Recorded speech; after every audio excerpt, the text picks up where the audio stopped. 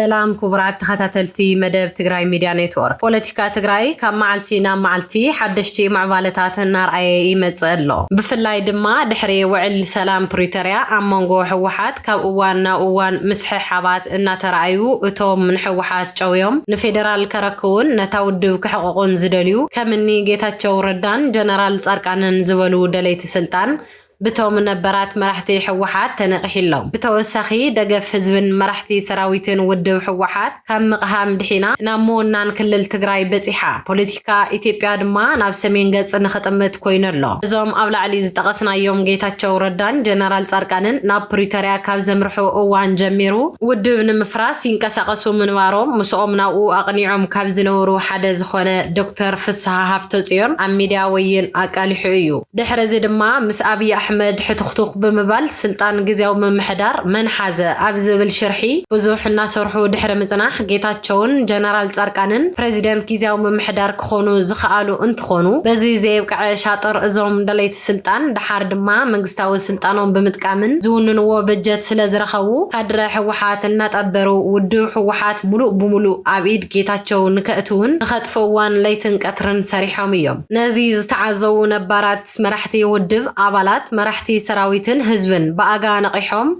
شاطر وشتاوي صلاتي نخقلع سريحومن حزون نخيدقم يسعرو اللون مسزي تتحاحيزو دما ازوم ناي وشتي صلاتي ناب لآخيهم أبي أحمد نكهادمو تقديدوم يوم دحرزي والاكوا آب تقراي زجمر وعلاما انت نبرا بزبلت اقن ناب عديس أبا مسغنعو حرا مريت بموال ناي من اسيات ناي وقع سلطنا جميروم يوم ازمن كسقاس حرا مريت آب تقراي نزولو قباتي حيلي بسلام من قدي نخقالوسو إيو بمبال حيلي سلام تقراي بزبل شم نكتوعوو زرعيو انتخونكوا بانصارقن مسارحي كويناتن بجتن كافيدرال بمقبال من اسياتن تعتقو ترأيوم يوم أبزي من كسقاس قداموت مرحتي زخونو جنرال تاركان جنرال زودو ود انتورون انتخونو حدا نبارنتو أو سويدن زخونة بتلومدو ودي رايا انا تفالد زوع تسفاي رايا أون أبتي ناي حرا مريت من كسقاس جنبارك قدام كوينو تصرحيو ازام بشم تصرحنا يومن كالوتون زت ايشوون زقوصاصرون ازي حرا مريت كند علامون تግራይ ዲፌንስ ፎርስ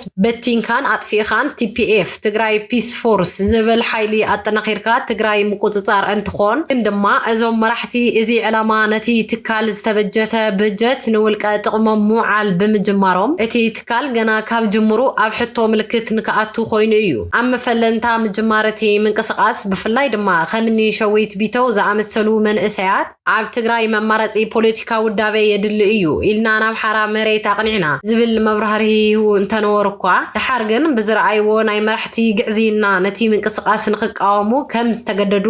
ናብ ሚድያ ወፂኦም እንተቃልሑ ተራእዮም እዮም ብተወሳኺ ፍሉጥ ናይዚ ምንቅስቃስ ናይ ሚድያ ነጣፊ ዝነበረ ተመስገን ዳዊት በቶም መራሕቲ ብዝፍፀም ግፍዕን ዓርሰ ፍትወትን ካብቲ ምንቅስቃስ ወፂኡ ንህዝቡ ይቅርታ ሓቲቱ ተመሊሱ እዩ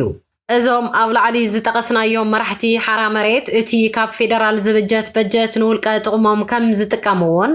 ኣብ አዲስ አበባ እስካብ በኣማይታ ሸሓት ገዛ ተኻርዮም ከም ዝቕመጡ በአንጻሩ ነቶም ኣብ ሓራ መሬት ተጸንበሩ ግና ናይ መዓልታዊ ምግቢ ዘይሽፍን ቅርሺ እናደርበዩ ናይ ኢኮኖሚ መጥቀሚ ገይሮም እዮም ሕዚ እውን ኣብቲ ቦታ ዘለው ዝተወሰኑ ኣባላት እዚ ዘይበርሃሎም እዮም ምስ እዚ ተተሓሒዙ ሽሞም ዝጥርሑ ጀነራል ጻርቃንን ተስፋይ ራያን ኣብ ማእኸሎም ቅርሕንቲ بمفتارو تسفاي رايا نام ميديا وصيو صاركان نربحو انبر نربحا تግራይ ዘይቃለስ ሰብዩ بمبال انتوقسو ካብ ድምዳመ ወዲ ራያ ተበጊስና ድማ صاركان نربحا تግራይ ዘይቃለስ ምዃኑ ኣብ አዲስ አበባ ኣብ ዝገበሮ መደረታት ምርዳ ይከኣል እዩ ነዚ ድማ እዩ ከምቲ ኣብ ናይ ቀረባ ኩናት ትግራይ እቲ ኩናት ተወዲኡ እዩ ምስመን ክንደራደር بمبال መንእሰያት ትግራይ ዝወድአ ሕዚ ድማ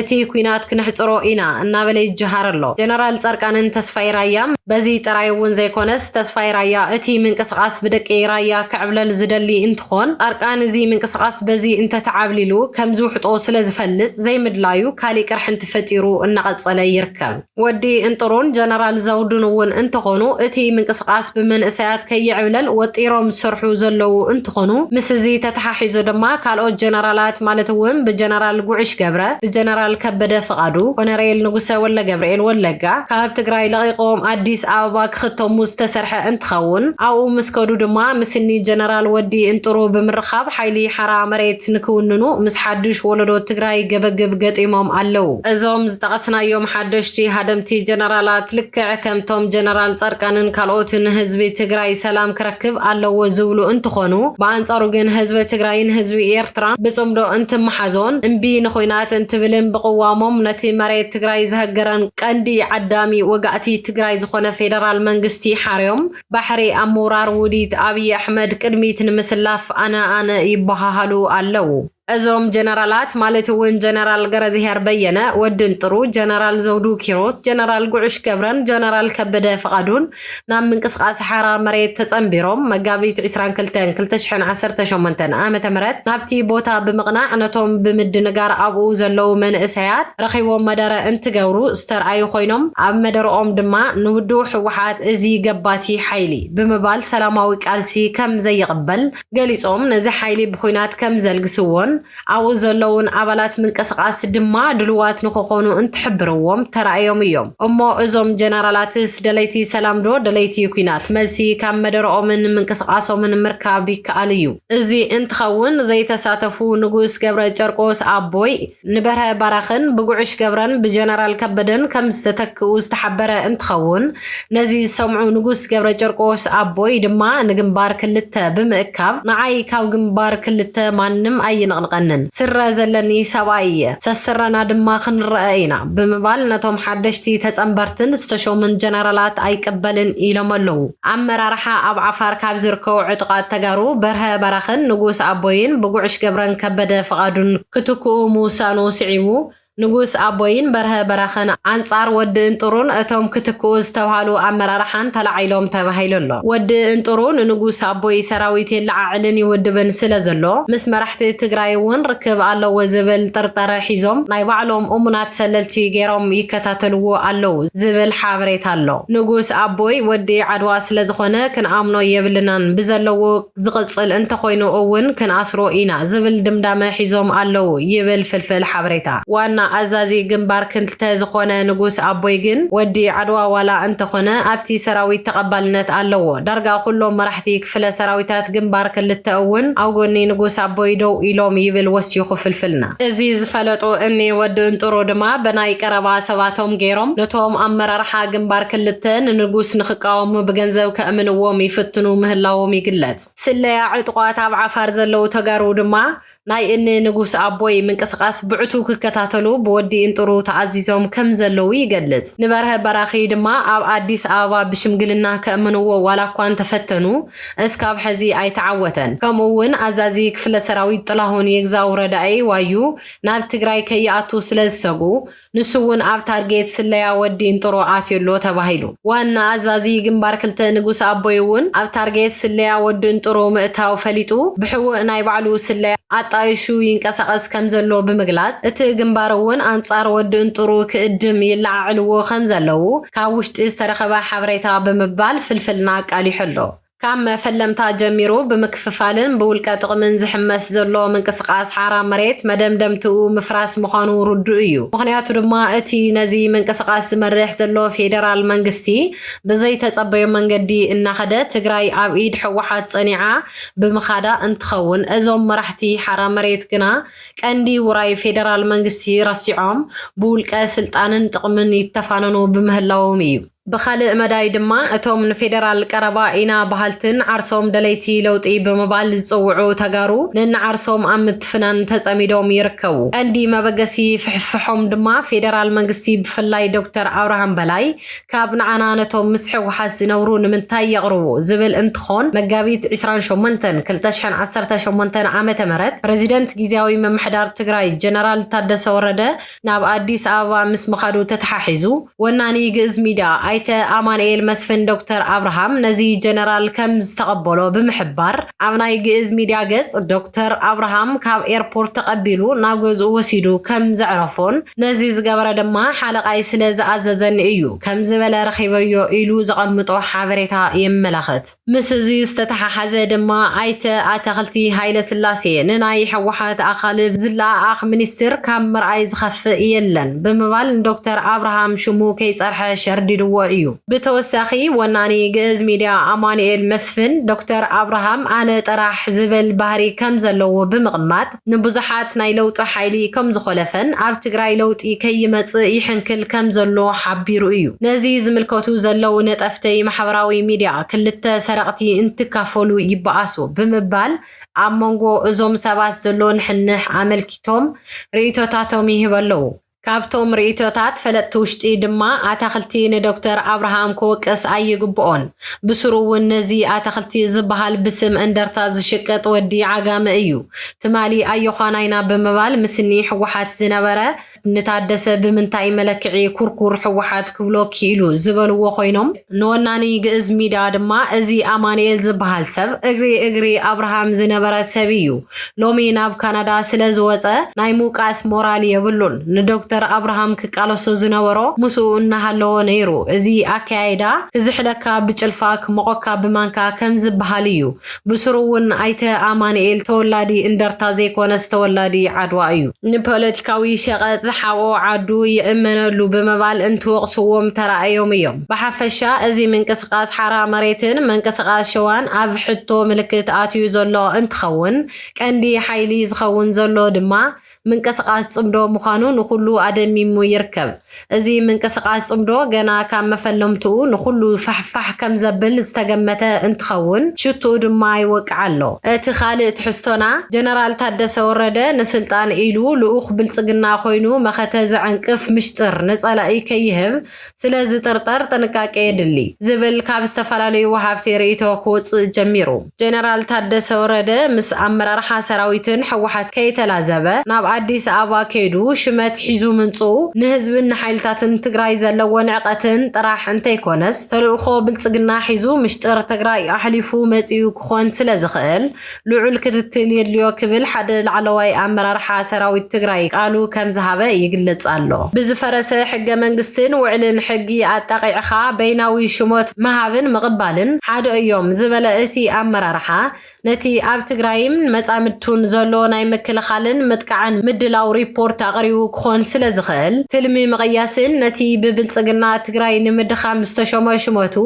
ብተነጽሎ ምእሳር ዝኣመሰሉ ስጉምትታት ከም ዘድሊ ሓቢሩ ሱሳ ሚእታዊ መሬት ትግራይ ብወረርቲ ተታሒዙ እናሃለወ ተመዛበልቲ ልዕሊ 5 ዓመት ኣብ ኬንዳ ብጥሜትን ብሕማምን እንዳሞቱ በጀት መድሓኒትን ካልኦት ግልጋሎትን ዕፅዋን ኣብ ልዕሊ ህዝቢ ትግራይ እንዳተኻየደ ብዘይ ዝኾነ ቅድመ ኩነት ስልጣን ተሸኪምካ ምምጻእ ኣንጻር ረብሓ ትግራይን መኸትኡን እዩ ክብል እቲ ሓላፊ ወሲኹ ገሊጹ ሓቀኛ ርክብ ትግራይን ኢትዮጵያን ብቁሉዕ ዝርርብ ውዕል ፕሪቶሪያ ክውገን እንዳተገብኦ እንተይተማኸረ በይኑ ሪፖርት ኣቕሪቡ ቅድመ ኩነት ዘየቐመጠ ስልጣን ሒዙ ምምጽኡ ሓደገኛን ትግራይና ሙት ባሕሪ ዘጥሕል ኣካይዳ ብምዃኑ ካብ ሕሉፍ ተመክሮ ኣይተ ጌታቸው ብምምሃር ሕወሓት ሰራዊት ህዝብን ነቲ ቀይደበተ ኣሰራርሓ ክኾነውን እውን ክትትል ክገብሩሉን ይግባእ ክብል እቲ ሓላፊ ገሊጹ እዚ ከምዚ እናሃለወ ዝፈረሳ ኣብያተ ምኽሪ ዳጊም ክጣየሻ እየን ድማ ተባሂሉ ኣሎ ኣብ ዞባ ማእከል ትግራይ ዝርከባ 22 ኣብያተ ምኽሪ ናብቲ ቅድሚ ኩናት ትግራይ ዝነበረ ስሩዕ መዋቕር ቤት ምኽሪ ንምምላስ ህፁፅ ዋዕላ ምክያድ ወሲነን ውዕሊ ፕሪቶሪያ ህዝቢ ትግራይ ከድሕን ተስፋ ዝተነበረሉ ውዕል እኳ እንተነበረ ዛጊድ ፍታሕ ከምጽእ ስለ ዘይከኣለ እቲ ብሽርሕን ምስ ምምስራት ጊዜያዊ ምምሕዳርን ዝፈረሰ ኣብያተ ምኽሪ ናብ ስሩዕ ንምምላስ ዘኽእል ውሳነ ከም ዝተወሰነ ፍልፍልና የመላኽት ነቲ ኣብ ዞባ ማእከል ትግራይ ዝተወሰነ ስዒቡ ኣብ ከተማ መቐለ ምብራቕን ሰሜን ምዕራብን ትግራይ እውን ተመሳሳሊ ውሳነ ንምትግባር ተተሊሙ ከም ዘሎ ተሓቢሩ እዚ ውሳነ ምምላስ ነባር ኣብያተ ምኽሪ ነቲ ካብ ዕለት 1 ሚያዝያ 2018 ዓመተ ምህረት ጀሚሩ ብቀዳማይ ሚኒስትር ንተወሳኺ 1 ዓመት ክመርሕ ዝተሾመ ጀነራል ታደሰ ወረደ ከቢድ ፈተና እንትኾን ምምላስ እተን ኣብያተ ምኽሪ ድማ ንዶክተር ደብረጽዮን ናብ ፕሬዚደንት ከምጽኦም እዩ ተባሂሉ ይግመት ናይቶም ካብ ትግራይ ዝወፁ ኣባላት ኣብያተ ምኽሪ ዝነበሩ ንምትካእ እውን ኣብ ትግራይ ውግንና ዘለዎም ፖለቲካዊ ውድባት ንምክታት ተተሊ تقدمو كمزلو زرخبنا يو حابريتا يملكت نايزي مقصلتها دما ممحدار كتما رايا عدي 4 أبزا كايدو رابعي زمن مبل كالعي هصوص قوائي بيت مخري تمساسالي قوام مسميعو أبزي هصوص قوائي استرعيو أجنداتات عدما سلطانو زأخلا جيزاو منغستي تقراي حزي كما يتعارار حلو كنتات تقراي كاب اوان ناب اوان إنا خفاي خيد اللو مفتحو انتا يخون ساقم أبلعلي ساقم زدرارو زلو منا أورو هزو تقراي كما يفتح وعلي بريتاريا بفيدرال منغستي فريسولو سلازي حزوان زتقبرلو عدل كما يكال زبلون كالتن رئيسة قدايات كري وعيلولو زرزر ميت ازقواي عدما سلطانو ونز أخلا جيزاو منغستي تقراي كساب حزوان باتي استقمتلو تلخو مسارتاوي لوطي نتقراين هزو تقراين كمتصون زي كاله ولاد وعل بريتاريا زخونه أكال بعل فريسو بهزب استمرت هزواو منغستي ناونو رسروحو كملاس ألو إلو وسيخو دما بهزب استمرت بيت مخري خلل تقراي نام نور بوتو يملس بستفل عليه ملكعات بعصوا بجت بعصوا ندادي بعصوا شقطات زساقزلو هزو تقراي بقدامنت محبرسب عالمن وعلي بريتاريا زفرارمكم أكلات قولحتا هيبكم مفتحي كتقمطو انت زي كوينو حادنتنا بمتنخار كنفوتحو إينا ساقم هزو تقراي زفتاح قزعتاوي مريت تقراي ناونور انت ملس ترحيو وعل بريتاريا كساب حزين نتقباراونوت مستجمرة فرق لصيا خوينو انها اللوة لومي صباح مليو كفتسم انا تبهاله هزبي ودابتاتن كلهم اكالاتن تقراي بتسفى انا تصبيو انها اللو تقليلو فيدرال منغستي بجت هزب تقراي تطعو مبالو بعلي افرسو ولو سلازي حزون هزبن ودابتاتن تقراي قدمي سلام نسرعو زخونه يخون يلن سلازي زملكتكم عدرادرتي اكالات بوانانت دما فيدرال منغستي كريوان حزوان حريانا سلام مخانو قوامنا كنسمع نفوتو بمبال وسانتاتو أم حلاليفو كبل حبريتان ركبون من محدار كتما رايا عد 4 عملكيتو بتدقاقامي زي فتسام مصوعا بمزرم زفلتو أز حالفة عامت كلتشحن 10 عامة مرت سنة 3 تمزابلتي كتملوسي إخوم إلهم قالهم زبالعون زتالمون جنرال تدسة عب قدما يزور كشموتهم نمملاس قزعتن تمزابلتن حويسو شومن نتوتات كفتصمو تقوصيرو توهيبوهم حنطيت كفتصمو داغم كابلومي حدا ميازيا جميرو سلطانهم بدكتور أبي نحاد عمد تنويحو خمزلو يفلت هزبي معراب سبعونتو تمنطلو تحتي هلوات العلم وتات كوينو أبعارات موت دكيسو تراي صبلو كنبر انداخاله كملس انداخاله بمرحتون صلاتون طلع موت تتحيزو أف دقا ملأك موت كوينو غزاي اندابلي يغزم زلو ازغن كفتحو اي كالون بمبال يغصو هزبي كدحن سلام كرغاغص انت خوينو امونغو حوحاتن منغست فيدرال غزا غدب زلو اسارن اگدادن حصير قدمه خونات بمقمات ناب حقنيا ناي سلام وعلم ممصاي كاليو زبل محصنتاتات كقرب مصنحو عيزنغعن اتي تنبركخن معنينين او جبان كولن وتادراوي مرحنتن سراويتن تشغيطو زلو ودق بوليتيكا حزي قرصية إلو قرصن تبعن وسانك وسن اللو زبل صوعيتاتون كقرب صنيحو تزغص زعبانا هزباوي ويانا حرنة تقراي حوحات بمخنيات مبل 32 عامس زخري جنوسايد رواندا نهزبن منغستن رواندا زلوون اي دقاف ملغتي بدبدابي ام حلاليفو اتودب 29 مقابيت 2018 عامة مرت نا بريزيدنت رواندا بول كاغامي بأبون برأت ودب استفرم دبدابي بالصحافة دبدابي حوحات عفتي كما قوصاصر أوروباويان بعسرت 1994 عب رواندا عب لعلي توتسي استفصم جنوسايد هزبي رواندا استتصاورلو صنعتن داغمه هنصات رواندا زرعيو تبعتن ادنيقون امسكينون حوحات ابزل اخو دبدابي هزبي تግራይ ኣብዚ ሕዚ እዋን ካብቲ ብልፍንቲ ዝተፈጸመሉ ጽንታት ዝቐጸለ ጀኖሳይድ ይፍጸሞ ከም ዘሎ ዝሓበረ እንትኸውን ፕሬዚደንት ፖል ካጋሜ ኣብ ትግራይ ዝካየድ ዘሎ ስቃይ ብጋህዲ ብምኹናኖምን ምስ ንህዝቢ ትግራይ ዘለዎም ድጋፍ ብምርኣዮምን ብልዑል ኣመስኪኑ ሕወሓት ኣብቲ ደብዳቤ ንማሕበረሰብ ዓለም ብዘሕለፎ መልእኽቲ ዓለም ለኸ ማሕበረሰብ ዓሌታዊ ጨፍጫፋት ኣብ ምክልኻል ዘርእዮ ውድቀት ብምጥቃስ ተመሳሳሊ ግፍዕታት ንኸይፍጸሙ ተሓታትነትን ድሕንነትን ሰብኣዊ መሰላት ክረጋገጽ ጸዊዑ ኣብ መወዳእታ ኣብ ትግራይ ዘይሕጋዊ ብር ተስፋሕፊሑ ብምህላው ሕብረተሰብ ጥንቃቄ ክገብር ይግባእ ተባሂሉ ኣብዚ ሕዚ እዋን ኣብ ከተማታት ትግራይ ዘይሕጋዊ ገንዘብ ማለት እውን ፎርጂድ ብር ኣብ ዝተፈላለዩ ከባብታትን ከተማታትን ትግራይ ብፍላይ ድማ ምስቅነ በዓላትን ምስቲ ዘሎ ሕፅረት ናይ ጥረ ካሽን ዘይሕጋዊ ብር ተስፋሕፊሑ ከም ዘሎ ዝተረኸበ ሓበሬታ የመላኽት። ነዚ ምክንያት ብምግባር ድማ ሕብረተሰብ ዘይሕጋውን ሕጋውን ብር ናይ ምፍላይን መረዳእን ሕፅረት ግንዛበ ከም ዘሎ ይግለጽ ኣሎ። ሕብረተሰብ ነዚ ተገንዚቡ ልዑል ጥንቃቄ ክገብር ኣካላት ጸጥታ እውን ኣድላይ ስራሕ ክሰርሕሉ ጻውዒት ቀሪቡ ኣሎ። ክቡራት ተኸታተልቲ ትግራይ ሚድያ ኔትወርክ ንሎሚ ዝበልናዮም እዋናዊ ዛዕባታት ነዚኦም ይመስሉ ነይሮም። ንምክትታልኩም ካብ ልቢ ነመስግን። ሰላም።